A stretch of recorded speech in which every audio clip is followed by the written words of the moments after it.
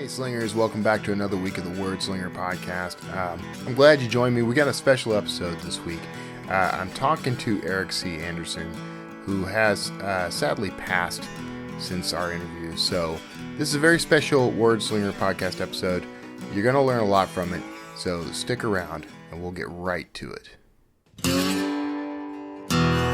It's the Word Slinger Podcast, where story matters. Build your brand, write your book, redefine who you are. It's all about the story here. What's yours? Now, here's the guy who invented pants optional, Kevin Tomlinson, the Word Slinger. Word Slinger. Well, I am Kevin Tomlinson, the Word Slinger, and I really appreciate you being here for this episode of the Word Slinger podcast. I know that Eric's family is listening right now, and I want to extend my deepest condolences for your loss. My prayers are with you. I know that this was a sudden passing. I don't know all the details of how Eric passed, but I have to say that I really enjoyed the conversation that he and I had. I'm honored that I had an opportunity to meet him, get to know him, at least in this small way.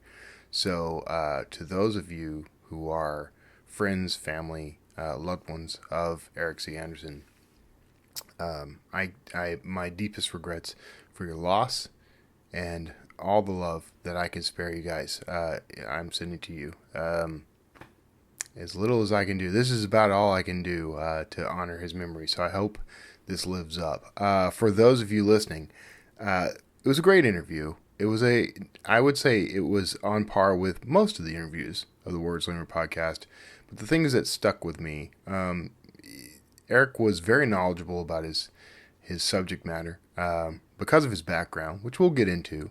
That made this pretty special to me. I love talking to guys like Eric. I loved knowing people who had the sort of level of insight that he had into, the intelligence community, into, all the things, all the things that I write about in my thrillers. Frankly, this guy lived, had a connection to, and so this was a great interview, a great opportunity to learn more, to learn how. Someone is utilizing their personal experience in creating fiction that we can all love.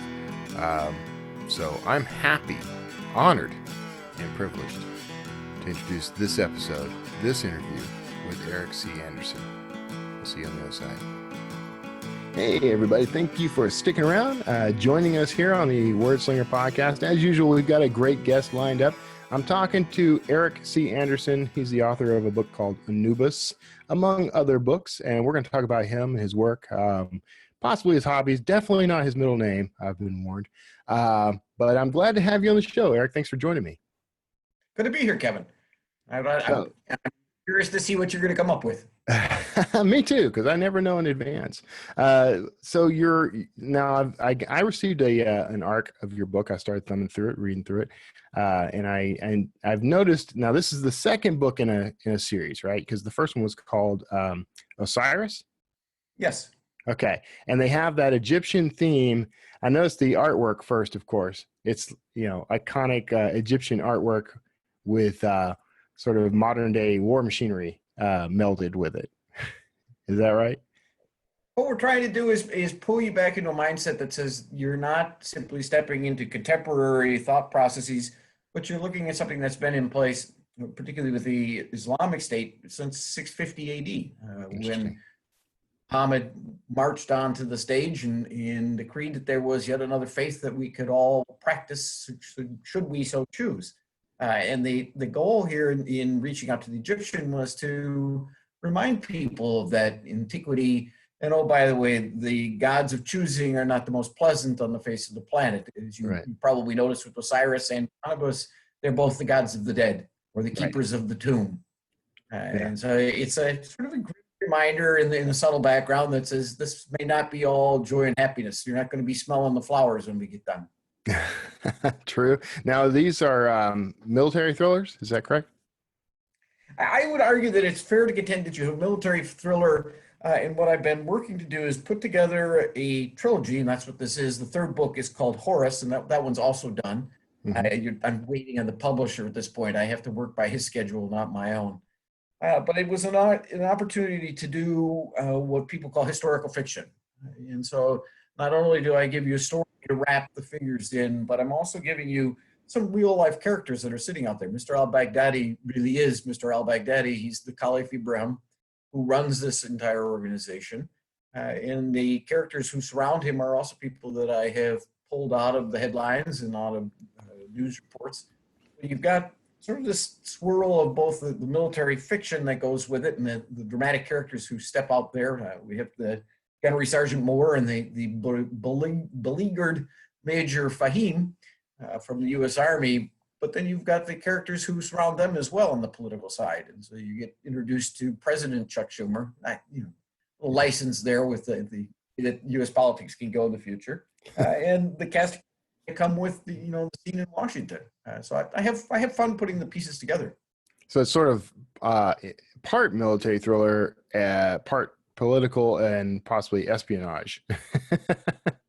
Well, I do have my coterie of Turkish spies who wander in and out as we go through, and it's you couldn't avoid the Turks in having this conversation, because as you watch Mr. Erdogan, who's the current president of Turkey, he's rebuilding the Ottoman Empire. And if you're going to rebuild empire, you have to have a group of spies to come with you. And so I've brought those characters along as well. Yeah. So now, how are you doing research for this kind of thing? Are you're clearly a history buff. I get that vibe from you right away. And you clearly follow the current. I guess we can call this history in motion that's happening overseas. So, what do you typically do to kind of keep on top of all this stuff? I don't know that it comes across in my bio quite well, but I spent 25 years in the U.S. intelligence community, Okay. working the current problem everywhere from Korea to Saudi Arabia and into Iraq. So I bounced across the planet. Unfortunately, I spent 10 years of my career sitting in Washington, D.C., entertaining the kids at either DIA or CIA. That would be the Defense Intelligence Agency or the Central Intelligence Agency. And if you do that for a living long enough, you become a news junkie. Yeah. So I find it hard today without reading the New York Times, the Washington Post, and most of the Wall Street Journal. Yeah. And then I'm sort of you hand it to me, I'll read it type of person. And so I run along with it. So taking my own background, what comes across on the media side, and then I'm guilty of picking up almost anything and reading it. So there's a next to my bed that never seems to get any smaller. Right. And that's how I try to keep up with the latest developments. Yeah. Yeah, that's. It's kind of interesting. It comes down to the truth being stranger than fiction a lot of the time. I can't make up half of what's happening in the world right now. It's actually pretty incredible. I just did a piece for the Houston Chronicle on Mr. Trump's meetings with Kim Jong-un. And I said, it took me a while to arrive at this analogy, but I'm very struck by the similarity between what Mr. Trump has just done and what Neville Chamberlain did with Adolf Hitler in 1938. Mm-hmm. So 80 years later, we're repeating the mistakes of history all over again. Right. Which makes being a student of history far more amusing on occasion. Oh, but we're sure to get it right this time because we have iPhones and GPS. We're sure to get it all right this time. So you mentioned the Houston Chronicle. That's my hometown paper, as it were. Where are you living? I didn't even check. Where are you right now? I live up on the Northwest, the Great American Northwest, up at the far end of the Olympic Peninsula. So if you wanted to find the last tip of America before you fall into the Pacific Ocean, that would be me. That I describe. I describe where I live in similar terms. DC as possible. Yeah. I was saying I describe where I live in similar terms, that you can't get much further south without being knee deep in the Gulf of Mexico. There you go. That's cool. Yeah. So you've got an interesting career then. So you're doing a little bit of is it just mostly op-ed, or are you doing some journalism, sort of freelance journalism, or? So I started life as, I tell people, as a failed academic. Okay. I received a doctorate at the University of Missouri in Columbia, Missouri. Nothing like spending some time in the flyover part of the country. Mm-hmm. And after 2 years, I said, I'm not doing this anymore. I was teaching American government and didn't want to teach American government for the rest of Right. my career. So I walked out the door and ran a restaurant for a year, and then the Air Force called and said, "Have we got a job for you?" Uh, no, I'm an Air Force intelligence officer, and because I spoke German, they sent me to Korea. I did, it's the Air Force. Right. Right. We wandered from there. Along the way, I've done now 3 academic books looking at first sovereign wealth funds, and then I transitioned and looked at China, and then finally I've done the first book on Huawei, the Chinese telecommunications firm. That one caused all sorts of consternation when I pushed that out in DC, but I said, here's an opportunity to learn something new, and I know more about Huawei than I care to admit on occasion, and in the telecommunications industry. And along that, I ran into Adam Dunn, who's the publisher for Omnibus, Osiris, Horus, and now coming out in September, you'll see Byte, B-Y-T-E, which is my next, that I look at the cyber community and the way that we can use cyber to impact the Russian election. All's fair in love and war, right? There you go. Turnabout and all that. So, it's been an opportunity for me to sort of plug into anything and everything that comes up for writing. So I've written for the Presidential Daily Brief, used to write for Huffington Post, and I've done a number of op-eds for more papers than I can keep track of. And then people periodically grab me and say, "Why don't you blog for us for a while?" Yeah. So I've done blog articles for woodworking schools. I'm a carpenter by trade. And anybody else who's come up and said, put your pen to paper on this one, see what you think. Yeah. I have. It's an enjoyable way to pass time. That's an eclectic career, but I noticed that writing is the through line for your career there. I get asked periodically, and I have to chuckle when I do this, but how do you teach people to write? And I said, well, I would be Mr. Bad Example. I've never written an outline in my life. And that catches them. I teach at writing schools periodically, and you'll get the students as well. How do you keep track of the storyline? And I said, well, somewhere between my ears, I know where I want to arrive. It's just a matter of being there. I had a writing professor who told me the key to learning how to write well is to strap the student to a desk with a bomb under it and tell him to finish before the bomb goes off. So go ahead. I'm sorry. That there's a bit of that pressure line that comes in, but it's mostly self-imposed. I get started, and it's while I'm thinking about this, maybe I should get it done. And that's the way that I keep myself online when I'm going. Right. It's interesting that you're a carpenter by trade. How long have you been in that business? Since high school. My father, I don't think, had great faith in my ability to finish high school, so he put me in a carpentry program. There you go. And somewhat amazed him when I managed to wander out of a university 10 years later. And it's always been a great way to put another motorcycle into my garage or accomplish projects that neighbors think impossible. And I enjoy doing it. It's like, my claim is I like to go out to the shop and create sawdust because it clears out my head from everything else that I've got going on up there. Yeah, that being able to create something, build something, particularly with that skill. I'm a fan. I do some carpentry. I'm not a professional, but I do enjoy doing it. I'm not very precise though. Like I make things that are functional that may not necessarily be beautiful. So I can appreciate. I made the horrible mistake of getting into wooden boat building.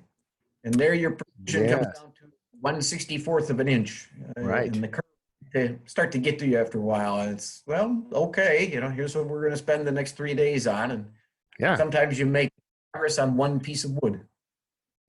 See, I think that has to have lent itself to helping you improve in terms of your writing and craft. That focus. Do you feel that way? Do you feel like the carpentry helps you with that at all? Oh, I would agree. And here's the object lesson I bring back from it. So I promise myself when I sit down in front of a keyboard that I'll do 5 double-spaced pages a day. Mm-hmm. And at the end of 5 pages, I run a spell check, and then I hit print, and I walk away.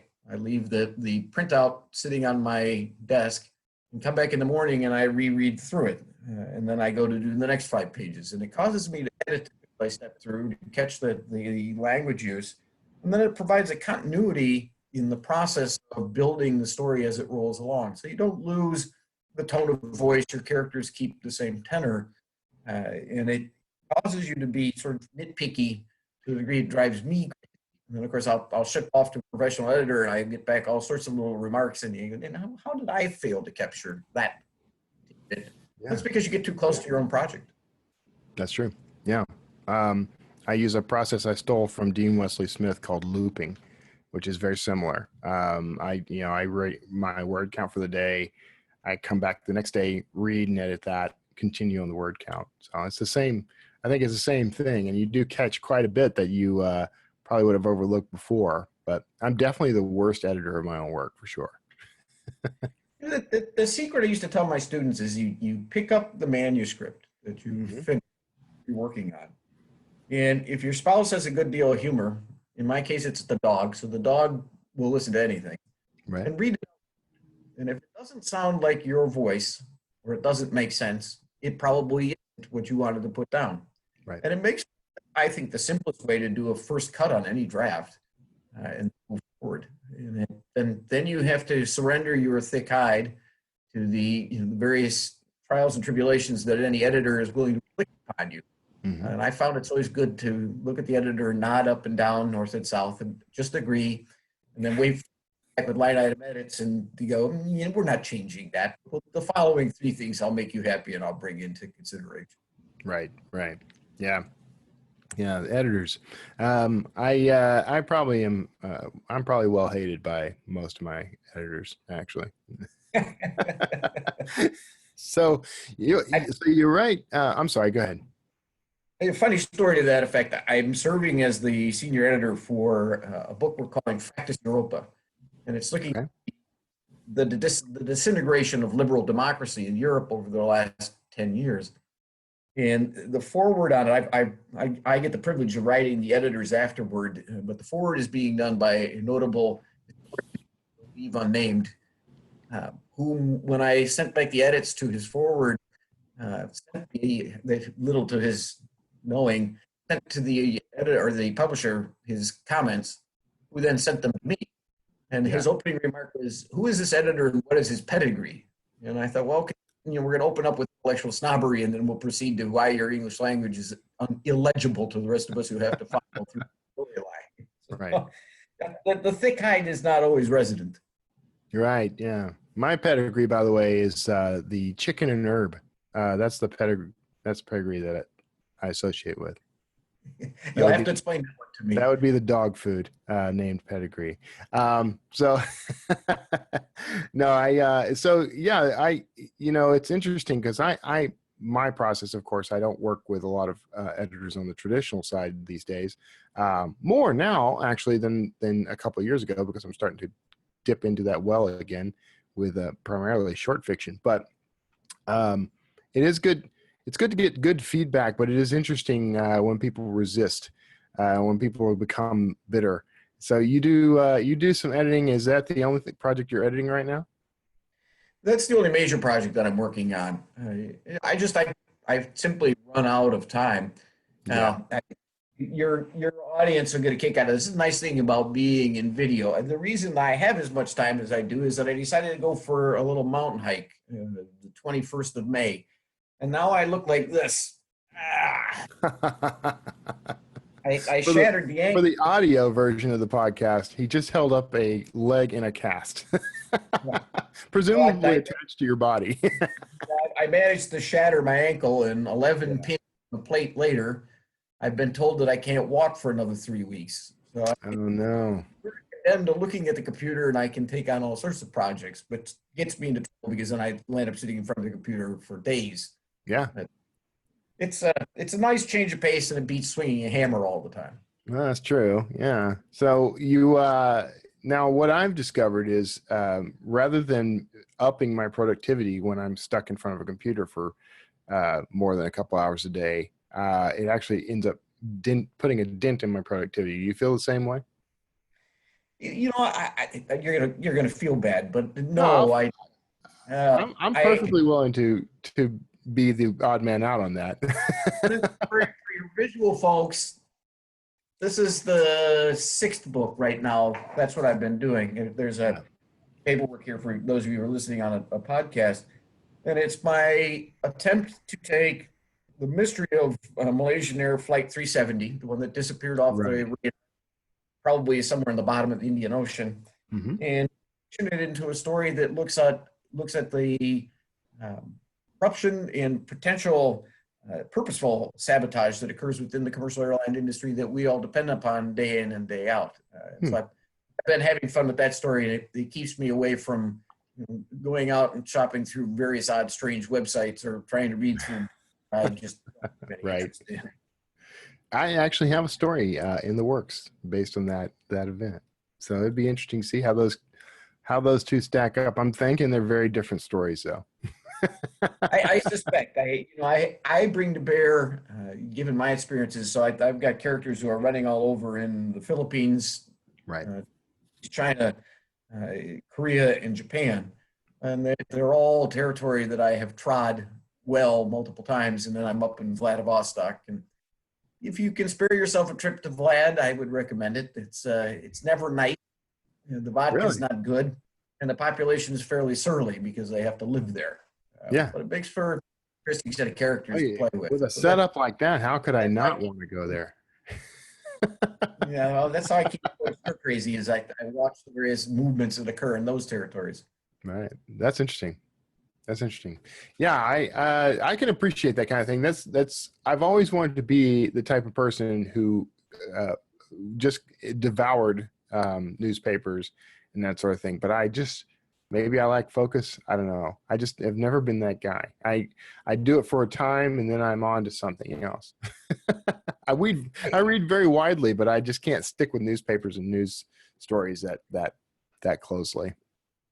It comes from spending time within the intelligence community in the days. The way that you received your reporting until we finally got to displaying it on screens and then ruined everybody's eyes, was that you got essentially newspaper print-offs, the old high-speed printers, dot matrix, and you would end up going through sometimes in the course of a 12-hour shift, 500 to 600 stories.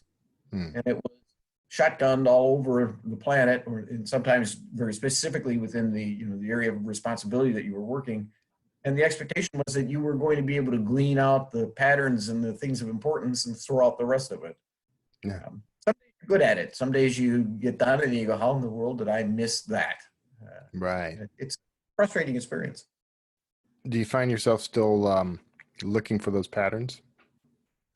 It never ends. I've been doing it. In fact, I'm on the hook to do a piece for Foreign Policy, looking at what the rise of Mr. Orban and his party within Hungary means for the European Union, particularly Eastern European Union, as we look forward to where Mr. Putin is going to go as he ages out of his presidency, and where we think democracy or something that's far more authoritarian. I don't know if you saw Madeleine Albright's book, her contention that fascism is the wave of the future. Yeah. And what does Mr. Orban mean given that environment? So it's another pattern hunt and the look to see what can we glean from this and what can we warn the policymakers about. Right. But instead of you talking to the DIA and CIA, you are writing books about these topics then? Well, as you said, I do books, I do the op-eds, Right, I've got unfortunately, I have to admit this, I have a great deal of correspondence between my friends in the business back in DC and other people who want to have, sort of the back channel commentary that comes along with it. There's a whole cottage industry in hey, get the guy who's been working this for forever to think about it and come back and tell you something, and then you can take his thoughts, put him, get credit for it, and he can think, he's added something to the conversation. Sometimes I think you're just soothing your own soul by doing that, but it keeps me busy. Right. Yeah. Now, guys like Brad Thor have been invited into that Red Cell program with the government. Maybe you should start hinting to somebody should bring you into that. Well, yeah, funny you should say that. I was on the Red Cell, the CIA Red Cell, for 2 years. Okay. The CIA Red Cell consists of 5 senior analysts from across the intelligence community And we were tasked with going through all of the intelligence reporting and not necessarily turning it 180, but perhaps 45 degrees or 90 from where the analysts were telling him, the policymaker was supposed to arrive. Fascinating place to be sitting. And you found yourself dragged into all sorts of conversations that you really didn't plan on. I walked in by happenstance. I was a Northeast Asia specialist. And the woman who was running the red cell, she says, I need someone to work the Middle East. She says, I know you can find the countries on the map. You spent enough time there, but how about you work Arab? And I said, well, I'm not an Arabist by trade. And she says, good. That means you won't actually fall into the pit traps that come up by people who've been looking at the same thing over and over again. She was right. I had a lot of fun with the analysts, and it's an interesting place to work. Now, I don't know to what degree the current president uses that material. Mr. Obama was certainly very receptive, and the Bush administration was also receptive to saying, what are these old people who are working in a back dusty room thinking? Yeah. Yeah. See, to me, that's a wealth of story ideas right there. I had a colleague who was, I think, 4 years ahead of me in the red cell, who decided that he would write a book on the red cell, wrote a novel. It's in print still, called The Red Cell. And I think he's sort of a fascinating character. He got into more trouble on trying to get that book released than you can possibly imagine, because I can imagine. Yeah. I had to sign 13 lifetime non-disclosure statements over the course of my career. You would think that one was enough, but no, 13 by the time I got done with the count. And in order for me to publish now, I have to send the materials into an office at the Director of National Intelligence, and they do a review on it. Sometimes they're pretty quick. Sometimes it gets lost for months. The one I did on Huawei took them 6 months to clear, and that was 900 footnotes in there. So that should tell you something about the sensitivities that are associated. I think many times it's more the politics than it is the content. Yeah, that's interesting. So you have to do that with every book that you publish? You have to send it to be vetted by those guys? Oh, yes. And if you don't, and somebody discovers that you put something in that they think is sensitive, they maintain the privilege of yanking the copies off the shelf and charging you for the price of destroying the books, to say nothing of what your publisher is going to do to you when they find out that their product has now been removed. So it behooves a would-be or within the intelligence community or former member of the intelligence community to go through that painful, here's another Mother May I email, and see what they do. Mm-hmm. That's interesting. Yeah. Okay. Well, that makes it sound far less attractive to me. So, well, that's cool. I was asked one time about being in the intelligence community, and my ex-wife ran Citizens for Responsibility and Ethics in Washington, CREW, an organization that's still in business. And we were at a dinner it's a fundraiser for the ACLU in Washington, D.C. So, the collection of the hoity-toity of Washington. And, they trapped me in the corner because my wife was well known. Nobody knew what I did. And the first question was, who are you? And I said, well, I'm the trophy spouse. And then they got around to, you're married to Melanie? And I said, yes. And one of the ladies said, well, what's your thought on ethics and morals? And I said, so let me explain to you my job in the intelligence community. Right. I read other people's, I do the intended recipient harm, and if I'm successful, I get a pat on the back. I have no ethics or morals. And they all walked away from me in that room and left me alone for the rest of the evening. It worked quite well. That's interesting. So are any of your works, is any of what you've published so far, is it informed by that work? I assume it is, but I just to put it out there, your ideas coming from your past career? Oh, absolutely. There would be no way, particularly on the fiction side, that I could argue to the contrary. Your experiences with you bring the comments and the policymakers' perceptions with you, and it helps inform the storyline that you want to tell, because you know what questions are being asked, at least in the circles where they pay a lot of attention to what is going on there. My academic materials, I walked into kind of a funny story. When I wrote Take the Money and Run, Sovereign Wealth Funds and the Demise of American Prosperity, it was the first academic book I put out. The reason that the subject was that I had been asked, I was working at a think tank in DC at the time, and I'd been asked by JP Morgan to do a presentation on investment opportunities in northern Iraq. And this was on the fringes of the World Bank Conference that takes place in DC every year.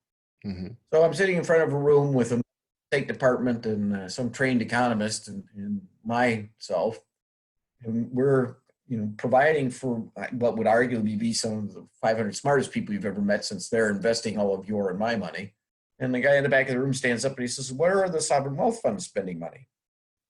And the three wise men in the front of the room looked at each other and went, "Sovereign wealth funds." So I went home that day and punched it into Google, and this is 2007, and did a dredge for sovereign wealth funds. And let's see, I think 7 hits came up, 8 hits came up. That today you're in the thousands, potentially millions. And it started me down a path of chasing this. And so you walk in as completely new both to the intelligence community and to even the private investment banking community at the time. I had a lot of fun with that one. So it's not only what you stumble into from your career, but sometimes it's your own intellectual schizophrenia that'll get you into trouble when it comes to writing. Yeah. That part I know. I think writers. One trait of writers is that we tend to get very interested in things to the point of we would make it a career, but we'd rather write a story about it and then move on to the next thing we're interested in. I agree with you. Yeah. I still have friends who are in academia, and I did my dissertation on American voting behavior, and was one of the early people who was working on the quantitative side of political science as opposed to pulling things out of history books. Right. So I was a number cruncher by trade. And the contention was, particularly as I sat in academia, well, this is what you'll do for the remainder of your career. Here's your research area, and you can pursue that. You got to be kidding me. I can't stay interested in one topic for more than about the year it takes me to get the book associated, and I'm gone. I'm on to something else there. Right. I'm doing the same thing in the world of novels. I've pretty much had my fill of ISIS now. I could definitely go working elsewhere and see what else is coming out. That's why I started writing archaeological thrillers, because I could study all the different world cultures throughout history and essentially change gears frequently. So that keeps me interested. I never thought of writing about archaeology. I have a good friend who works in it. Oh, there you go. You got a source. I don't even have a source. I have to always go out and hunt for people to get professional opinions. I think probably some of the more ignored people in society would be archaeologists, except in Dan Brown novels. You probably have an opportunity there to plumb the depths without working very hard. Right. Yeah, that's what I do. I don't work hard at all. Yeah, there's nothing like an academic who feels they're ignored to be willing to spend lots of time talking to you. Yeah. Yeah, exactly right. All right. Well, we're kind of coming up on our time. I want to make sure we cover. I want to make sure we get to where people can actually find you and your work online. Where can people find you online? Sure. If you're looking to discover where Osiris, Onibus, and soon both Byte and Horus will appear, one, of course, we all subscribe to that great store in the sky, Amazon, and I have my. You can discover us there. We also, and I have to put in a push for this one, I work for Dunn Books, DUNN books.com. And Adam is the publisher for that organization. And you can also get the books through there. And it gives you an idea, in addition to the books that we're moving forward, I run a blog for him. So you can find my rantings and ravings going there at any given time. I'll be pushing something through. And it's a website that in a publishing house that is now, he's dedicated this to pushing forward the idea of let's advance these look forward in time, crime novels, military novels, and sort of the where am I going in the cyber world as I proceed down the pace. So it's a place to do some investigating on the web. Excellent. All right. Well, if you're listening, if you're watching, you can find links to that in the show notes of this episode, both below if you're on YouTube and at wordslingerpodcast.com. Definitely go check that out. Eric, thanks so much for spending time with us, man. Kevin, you're more than welcome. It's good to be here. Yeah. I look forward to seeing the next one falls on the shelf. Yeah, there you go. Yeah. So, all right, everybody, right now, you are hearing the groovy theme music. You may dance in place at will. Nobody's watching. And you stick around. We're going to talk about some stuff that's going to be important to you on the other side of the break. Again, Eric Anderson, thank you so much for being on. Everyone else, we'll see you on the other side. Hear your book the way it was meant to be heard. With a fully custom soundtrack based on your material. An album of music that perfectly fits your characters, your settings. Hear your book today. SonataInscribe.com. Hey, thanks for sticking around after the interview. I hope you got a lot out of that chat with Eric. For his family, I this sort of thing, it's happened before. This is the first time that one of my guests has passed before his interview went live, but I've had previous guests on the show who did not, who passed away, frankly, after we had our chat. It always strikes me. It always kind of hits home for me because there's something about, because I made this personal connection with someone who is effectively a stranger, who works in the industry I work in, who does the work that I love doing. And so we were able to instantly bond because of that. We're part of a community. And as a part of the community, as we saw, the last episode with Brandon Barr, who is terminally ill, the community rises up to support not just the artist, but the family and friends of the artist, knowing that, someone's passing has an impact all around. So I'm always at something of a loss, and I apologize. I don't script these things, as you can tell, so I don't have a point to make here, honestly, other than I'm proud and glad and heartened to have known Eric, however briefly, and for the others that have passed, it should be known that I think about all of them.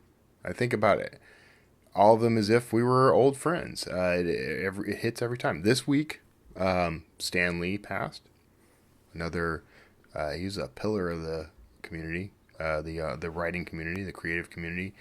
I grew up with Stan Lee. I grew up with his voice in my head Saturday mornings. I grew up with his soapbox in the back of my comics.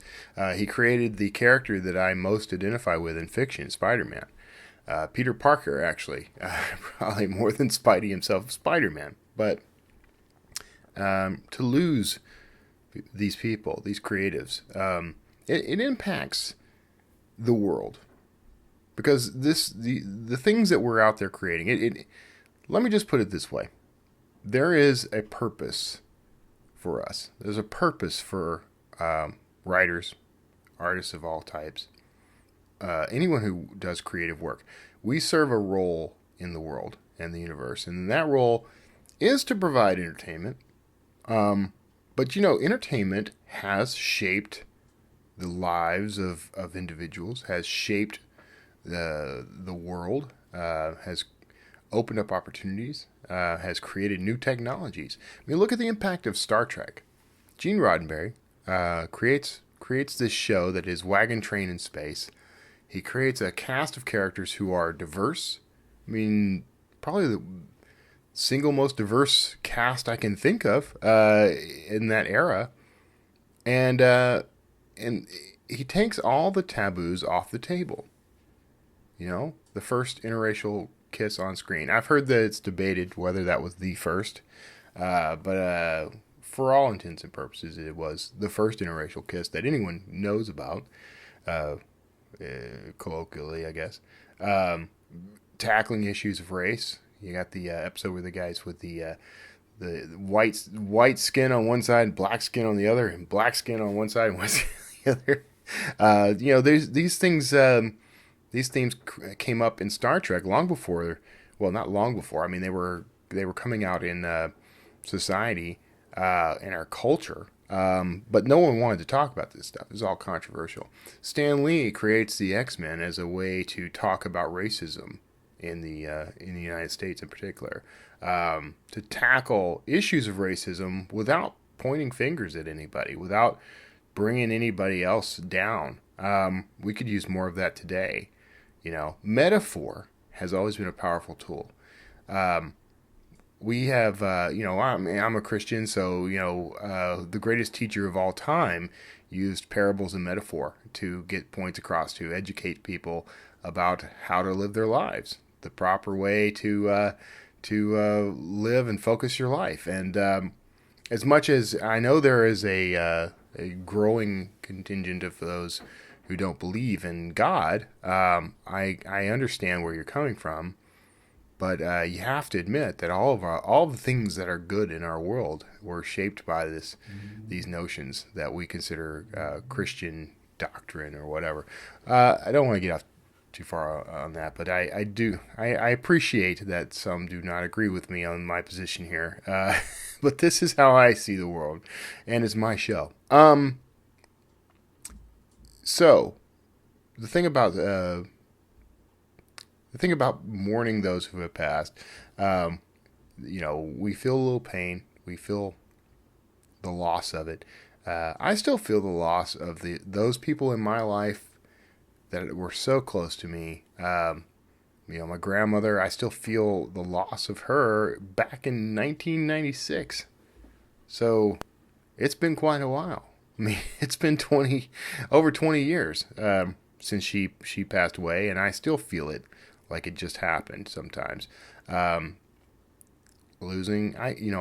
lost pets that just damaged me. My cat Mia was my heart and soul. When she passed, it destroyed me. So loss and grief, they take a toll on us, but because we are creatives, we can take that and we can turn it into something meaningful that helps other people deal with grief, or helps other people feel inspired, and they go out and they create something wonderful and beautiful in the world.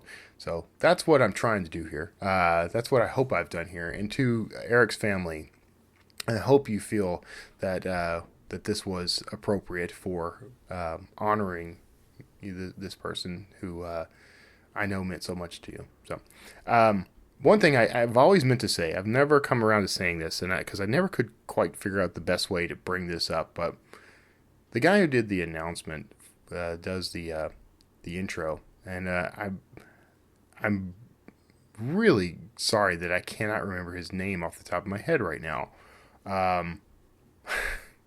What a way to honor somebody. I apologize to his family if you ever happen to listen in on this, but we'll call him Wordslinger Guy for now. He passed away in 2015. Shortly after, not too long after recording the intro for this episode, honestly. Well, then it was 2 years later. I mean, so quite a bit of time had passed. But I had actually went on a hunt to find this guy I wanted to do a slight re-record of the intro. I wanted his voice to continue to be the voice of the show. I just wanted a slight change. And I didn't get a response. And I went hunting again maybe a year or two later. Didn't get a response. And then finally managed to track down his obituary and a note from he was working for a radio station as a talk show host or a morning DJ or something. I mean, he was doing voice work for radio. And they did a little tribute to him because of his work. He hadn't been there long, but he passed away suddenly, leaving a sort of void. But it was a shocking moment for me because I literally hear this guy's voice every week.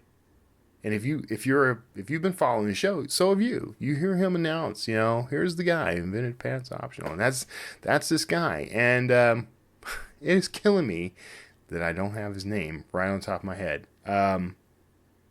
But that's something notable, something interesting, right? Here's something he created. He was paid to create it. I gave him money to do that intro. Because of him, this show has a certain flavor. There's a certain nuance to this show that I wanted. It was perfect, dead on, exactly what I was hoping for the announcer, for the intro. The music, of course, also contributes to that. He didn't do the music, but he was part of the whole thing. Okay, so having that, it kind of honors him that I continue to use that intro.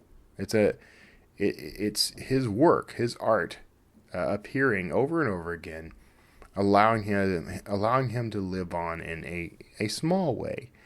This is by no means no, there's not a billion people out there listening to this show. There's like 35,000 of you, maybe a little more now. I need to recheck my numbers, but let's say in the 40 to 50,000 range who listen to this show every week, and each of you knows that opening, so each of you carries this small piece of someone who has passed out into the world, and whatever tiny influence that has, and I believe it's positive, that gets reflected in how you treat others and what you create in the world.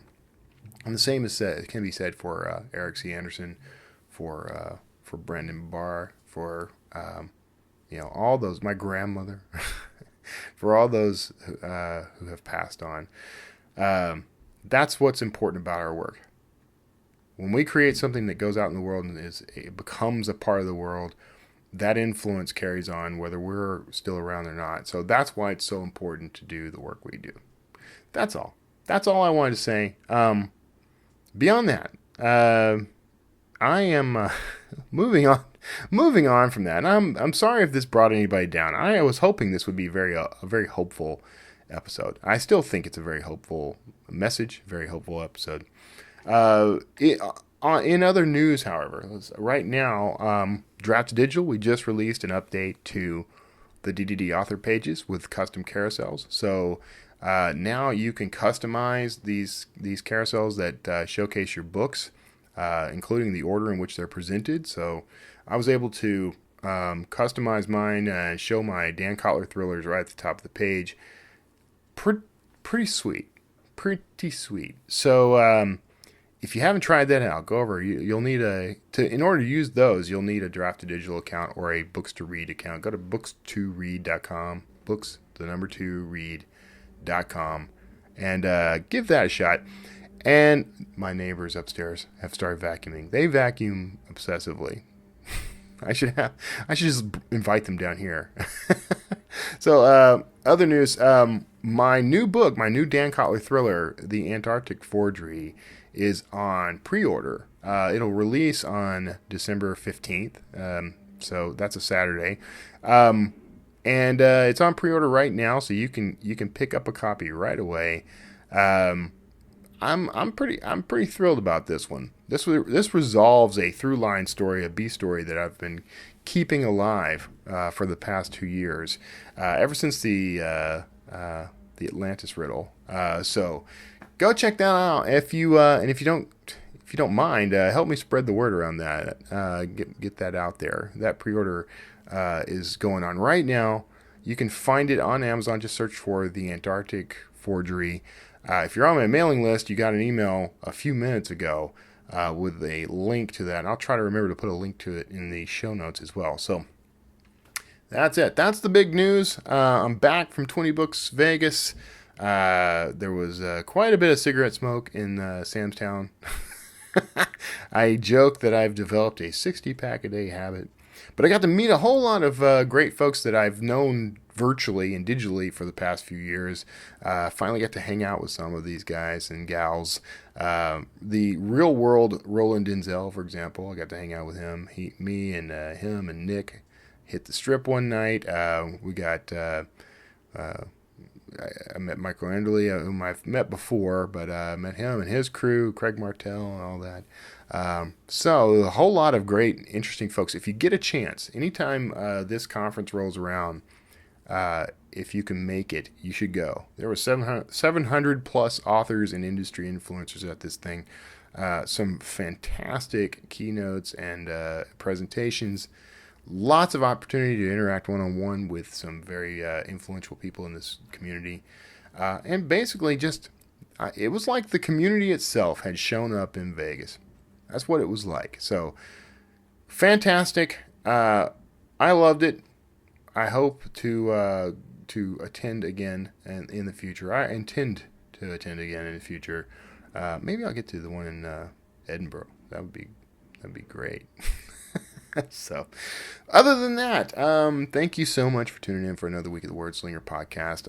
I really hope you got something positive out of today. I know this is the second week in a row that we've had a kind of tough, emotionally tough episode. I don't want to. My worry was that I didn't want to come off like I was exploiting either of these two writers. But I just want to honor them, and I want to point out how the community rallies around its own and we take care of ourselves. So, which is something I love. So, God bless each and every one of you. Take care of yourselves out there. Have a fantastic. We got the U.S. Thanksgiving holiday coming up next week. I hope you have a safe one. Find something you're grateful for, and go shout it out. Let me know. Pop over to wordslingerpodcast.com. You can leave comments on these show note pages, or hit me up on social media at Kevin Tomlinson.